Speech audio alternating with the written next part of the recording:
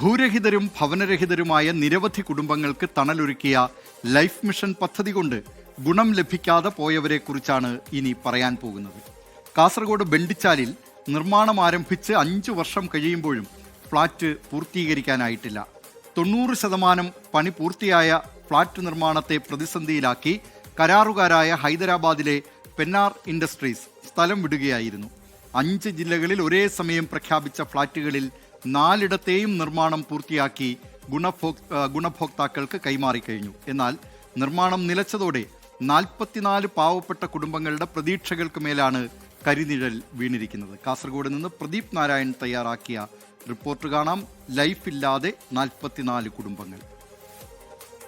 ഭൂരഹിതരും ഭവൻരഹിതരുമായ 44 കുടുംബങ്ങൾക്ക് തണലൊരുക്കാൻ life mission പദ്ധതിയിൽ ഒരു ഫ്ളാറ്റ് സമുച്ചയമെന്ന ആശയത്തെ ഇരുകൈയും നീട്ടി സ്വീകരിച്ചതാണ് കാസർഗോട്ടുകാർ. പക്ഷേ പദ്ധതി പ്രഖ്യാപനം നടത്തി 5 വർഷം കഴിയുമ്പോഴും ഗുണഭോക്താക്കൾക്ക് ഫ്ളാറ്റുകൾ കൈമാറാൻ സാധിച്ചിട്ടില്ല. കോടികൾ മുടക്കി പ്രീഫാബ് സാങ്കേതിക വിദ്യയിൽ 4 നിലകളിലായാണ് ഫ്ളാറ്റ് നിർമ്മാണം പൂർത്തിയാക്കിയത്. ആ പദ്ധതി പ്രദേശം ഇന്ന് കാട് കയറി നശിക്കുമ്പോൾ ആരാണ് അതിന് ഉത്തരം പറയുക?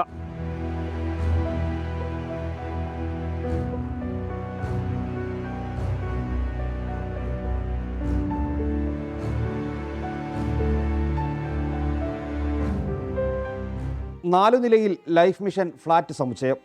പുറമേ നിന്ന് നോക്കിയാൽ ഇനിയും തുറന്നു കൊടുക്കാനായില്ലേ എന്ന ചോദ്യം സ്വാഭാവികമായും ഉണ്ടാകും.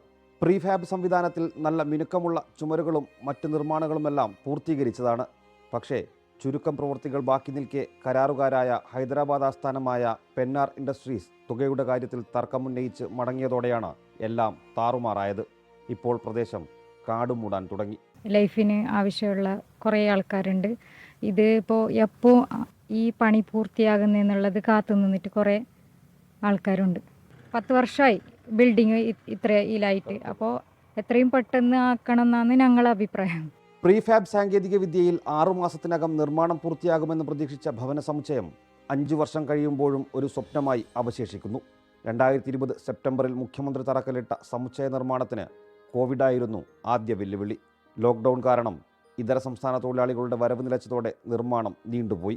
പിന്നീട് തദ്ദേശ തിരഞ്ഞെടുപ്പ്, നിയമസഭാ തിരഞ്ഞെടുപ്പ് എന്നിങ്ങനെ ഓരോ കാരണങ്ങൾ. സംസ്ഥാന സർക്കാരിൻ്റെ 100 ദിന കർമ്മ പദ്ധതിയിൽ ഉൾപ്പെടുത്തി കഴിഞ്ഞ വർഷം ഒടുവിൽ ഉദ്ഘാടനം നടത്താൻ ശ്രമം നടന്നിരുന്നെങ്കിലും കുടിവെള്ള പ്രശ്നം ഉയർന്നു. കാസർഗോഡ് വികസന പാക്കേജിൽ നിന്നും 59.9 ലക്ഷം ചെലവിൽ സംവിധാനമൊരുക്കി. എന്നിട്ടും ഫ്ളാറ്റ് കൈമാറാൻ വിധം പദ്ധതി പൂർത്തീകരണം മാത്രം ആയില്ല. കിടപ്പുമുറി, ഹാൾ, കിച്ചൺ, അങ്ങനെ ഒരു കുടുംബത്തിന് വേണ്ട അത്യാവശ്യ സൗകര്യങ്ങളെല്ലാം ഈ ഫ്ളാറ്റ് സമുച്ചയത്തിലുണ്ട്. ടൈൽ വിരിക്കൽ ഉൾപ്പെടെ 90% പണിയും പൂർത്തിയായി കഴിഞ്ഞു. പുറമെ കാടുമൂടിയതിനൊപ്പം അകത്ത് പൊടിയും മാറാലയും നിറയുന്ന സാഹചര്യമാണ് ഇപ്പോഴുള്ളത്. ലൈറ്റ് ഗേജ് സ്റ്റീൽ ഫ്രെയിം ഉപയോഗിച്ചുള്ള പ്രീഫാബ് സാങ്കേതിക വിദ്യയിലാണ് ഫ്ളാറ്റ് ഒരുക്കിയിരിക്കുന്നത്. 6.64 കോടി രൂപയാണ് പദ്ധതിയുടെ മൊത്തം ചെലവായി 2020 കണക്കാക്കിയിരുന്നത്. 5.15 കോടി രൂപ കെട്ടിടത്തിനും 66 ലക്ഷം രൂപ അനുബന്ധ സൗകര്യങ്ങൾക്കുമാണ് നീക്കിവെച്ചത്. പഴയ കരാറിന് ശേഷം നിർമ്മാണ ചെലവിൽ ഉണ്ടായ വർധനവ് യാഥാർത്ഥ്യമാണ്. അത്തരം പ്രശ്നങ്ങൾ പരിഹരിക്കാനും സാധാരണക്കാരായ നിരവധി കുടുംബങ്ങളുടെ വീട് എന്ന സ്വപ്നം യാഥാർത്ഥ്യമാക്കാനുമാണ് അധികാര കേന്ദ്രങ്ങൾ മുൻകൈയെടുക്കേണ്ടത്. കാരണം പല കാര്യങ്ങൾ പറയുന്നുണ്ട്. ഇതിലെ കമ്പനിയായിട്ടുള്ള പ്രശ്നമാണ്, റൈറ്റിൽ കോട്ട് ചെയ്ത റൈറ്റുമായിട്ട് ബന്ധപ്പെട്ടുകൊണ്ടുള്ള പ്രശ്നമാണ്.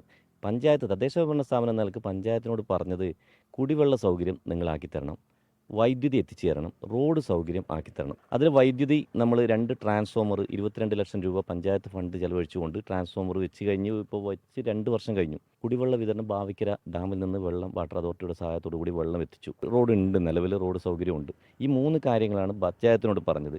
400ഓളം ഗുണഭോക്താക്കൾ കാത്തിരിക്കുകയാണ്. വീടും സ്ഥലവും ഇല്ലാത്ത ലൈഫ് ലിസ്റ്റിൽ ആദ്യ ഫേസിൽ 112 പേരുണ്ട്. അതിൽ 44 പേർക്ക് തരാം എന്നാണ് പറഞ്ഞത്. അവരിപ്പോൾ കാത്തിരിക്കുകയാണ്. എന്ന് വരും പറഞ്ഞ് കാത്തിരിക്കുന്നുണ്ട്. ഏതായാലും വരും എന്നാണ് പ്രതീക്ഷയിൽ ഞങ്ങൾ കാത്തിരിക്കുകയാണ് ഇപ്പോഴും. ലൈഫ് മിഷൻ പദ്ധതിയുടെ 3ാം ഘട്ട ഭാഗമായി പൈലറ്റ് പ്രൊജക്റ്റിൽ ഉൾപ്പെട്ടതാണ് ചെമ്മനാട് പഞ്ചായത്തിലെ ഭവന സമുച്ചയ നിർമ്മാണം. ഇതിനൊപ്പം നിർമ്മാണം തുടങ്ങിയ പുനലൂർ, വിജയപുരം, കരിമണ്ണൂർ, കടമ്പൂർ എന്നിവിടങ്ങളിലെ ഫ്ളാറ്റുകളിൽ ഗുണഭോക്താക്കൾ താമസം തുടങ്ങിയിട്ടുണ്ട്. കാസർഗോഡ് ചെമ്മനാട് പഞ്ചായത്തിൻ്റെ കൈവശമുള്ള ഒരേക്കറിലെ 50 സെൻറ്റിൽ 26,848 ചതുരശ്ര അടി വിസ്തീർണമുള്ളതാണ് ഭവന സമുച്ചയം. 2 ബെഡ്റൂം, ഹാൾ, അടുക്കള, ശുചിമുറി എന്നിവ ഉൾപ്പെടുന്ന ഫ്ളാറ്റുകൾ എത്രയും വേഗം കൈമാറണമെന്ന ആവശ്യം ഉയർന്നു കഴിഞ്ഞു. തെക്കോട്ടെല്ലാം അതിവേഗം, ഇങ്ങ് വടക്കെത്തിയാൽ പദ്ധതികൾക്ക് വേഗമൽപ്പം കുറയും. പറയാൻ കാരണമുണ്ട്. കാസർഗോഡ് ചെമ്മനാട് ബെണ്ടിച്ചാലിലെ ലൈഫ് ഫ്ളാറ്റിനൊപ്പം നിർമ്മാണം തുടങ്ങിയ കൊല്ലം, കോട്ടയം, ഇടുക്കി, കണ്ണൂർ ജില്ലകളിലെ ഫ്ളാറ്റ് സമുച്ചയങ്ങൾ 2023 ഏപ്രിലിൽ നിർമ്മാണം പൂർത്തിയാക്കി കൈമാറിക്കഴിഞ്ഞു. 170ഓളം കുടുംബങ്ങൾക്കാണ് സ്വന്തം ഭവനമെന്ന സ്വപ്നം യാഥാർത്ഥ്യമായത്. പക്ഷേ കാസർഗോട്ടെ കാര്യം ചോദിച്ചാൽ ഇപ്പോൾ ശരിയാക്കി തരാമെന്ന സ്ഥിരം മറുപടി മാത്രം. ഇത്തരം വാക്കുകളല്ല, മറിച്ച് നടത്തിക്കൊടുക്കാനുള്ള ആർജവമാണ് അധികൃതരിൽ നിന്നും പ്രതീക്ഷിക്കുന്നത്. ബെണ്ടിച്ചാലിൽ നിന്നും ക്യാമറമാൻ വിജേഷ് അണങ്കൂറിനൊപ്പം പ്രദീപ് നാരായണൻ, 24.